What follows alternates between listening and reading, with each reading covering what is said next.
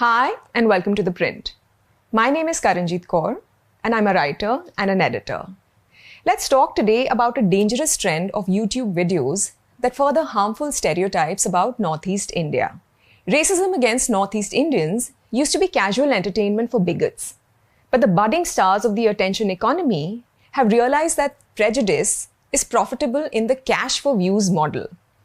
A special kind of entrepreneurial spirit is egging young men to look at Northeast India as the motherlode of content, waiting to be strip-mined for YouTube popularity. And the algorithm rewards this vision handsomely. Bhawarlal Bishnoi, a former math teacher from Jodhpur, Rajasthan, understands this well. His YouTube channel, Yatra Guruji, has 6.8 lakh subscribers who follow the exploits of the one-man stereotype factory.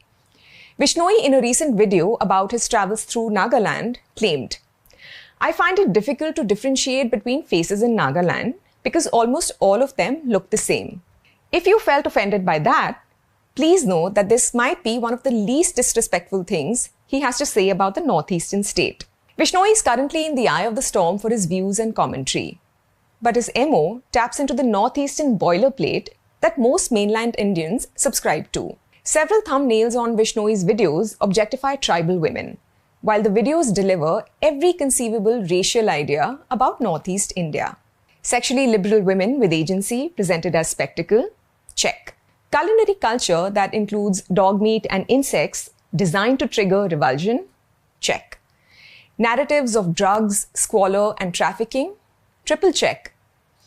The accompanying titles provide the expected misogynistic flourishes, like शादी को तरस रही पटरियों पर जवानियां and जवान लड़कियां नहीं पहनती कपड़े. It gets progressively worse. Walking through a Nagaland wet market, Bishnoi gestures at local produce and tells his audience, "दोस्तों, आपको यहाँ China दिख जाएगा."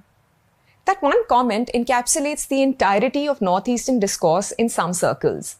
Complete ignorance presented as cultural insight, delivered as a joke to an audience hungry for confirmation of their biases.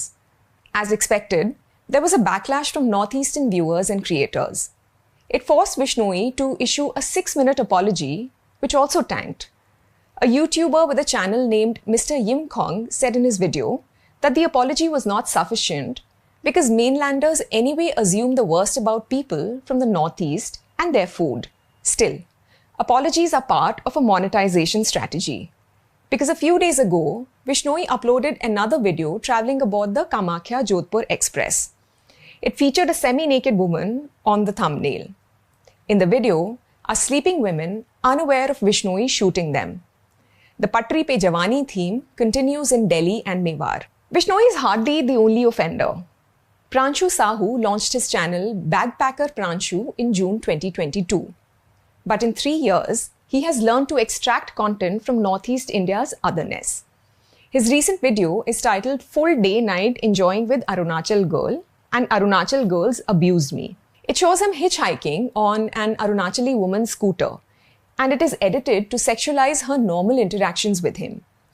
His travels through Kum, Shillong, Nagaland, Arunachal Pradesh, and Kargil follow a familiar script.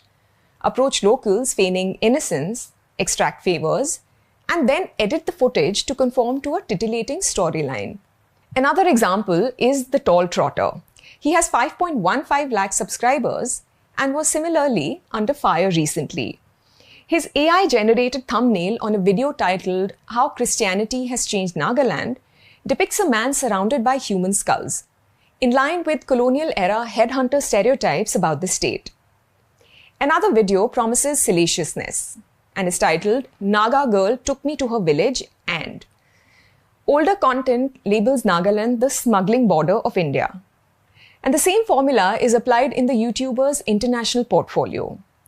Most of his videos from Uganda, Tanzania, Kenya, and Rwanda feature women from each country supposedly asking him to marry them. Now, travel was meant to broaden people's perspectives, but that lesson has entirely bypassed these creators. Why bother with depth or understanding when the route to viral success runs through thumbnails fetishizing women and titles that entice viewers with the prospect of cultural boundary crossing? In a book titled "Northeast Migrants in Delhi, Race, Refuge and Retail" from 2012, Duncan McDuray writes about the 4 categories of stereotypes that people from the Northeast are subjected to. These are backward and exotic, anti-national, anti-assimilationist, and loose and immoral. Here's a quote from the book. Through their physical appearance, Northeast migrants are not simply viewed as others, but their otherness is also associated with the ways the Northeast frontier is understood and misunderstood socially and politically in the Indian mainstream. In the course of a single journey across Delhi in a bus, a Northeast migrant may be judged as immoral and sexually promiscuous, a backward subject from the misty jungle, an anti-national rebel, a Chinese national, and a privileged elite benefiting from government reservations. But these YouTubers are simply the latest iteration of a racism so normalized that it erupts predictably whenever Northeast India enters national headlines. The recent murder of Raja Raghuvanshi in Meghalaya was the perfect illustration of how the state, which had no part to play in the conspiracy, was up for vilification. Raghuvanshi, a businessman from Indore, was allegedly killed by his wife and accomplices during their honeymoon. What should have remained a criminal investigation quickly transformed into an indictment of an entire region. Before the conspiracy came to light, social media exploded with posts that plumbed the depths of mainland prejudice. One tweet read, "Northeast is full of ooga booga junglis, never visit there." Another declared, "Northeast tribals are savages. Only eliminating is the solution." One went so far as to misdiagnose racism with, "That's why Northeast also faces discrimination in other parts of India. Many gangs are active in the Northeast state who kill people for money." The commentary ranged from calling the Northeastern people cannibals and human traffickers. Not to be left behind, national media branded the state crime-prone hills. Karma Paljor, founder of East Mojo, had then written in an op-ed, "When is a crime just a law and order situation? The lives of tourists are always valued more than those of locals. And nowhere is this more evident than in Northeast India. In this case, the Sora locals were not only accused, but convicted by the national media even before the bodies had been found."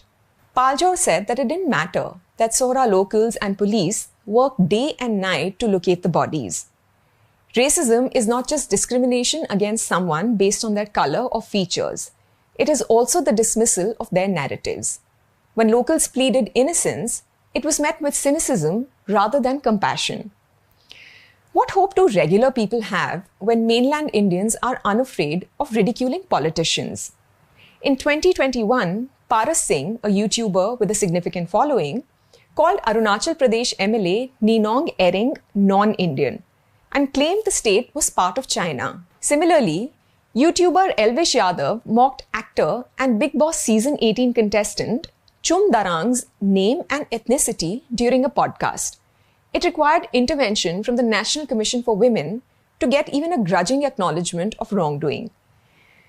The attention economy has solved racism's problem of how to make hatred profitable at scale. An investigation by the non-profit Mozilla found that 71% of problematic videos were suggested by YouTube itself.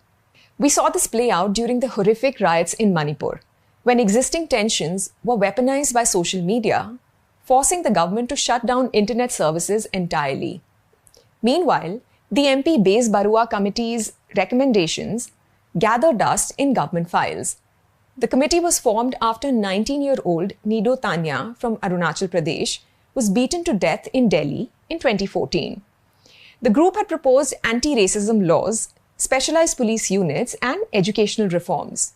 Instead, we are now served racist, dehumanizing content faster than ever.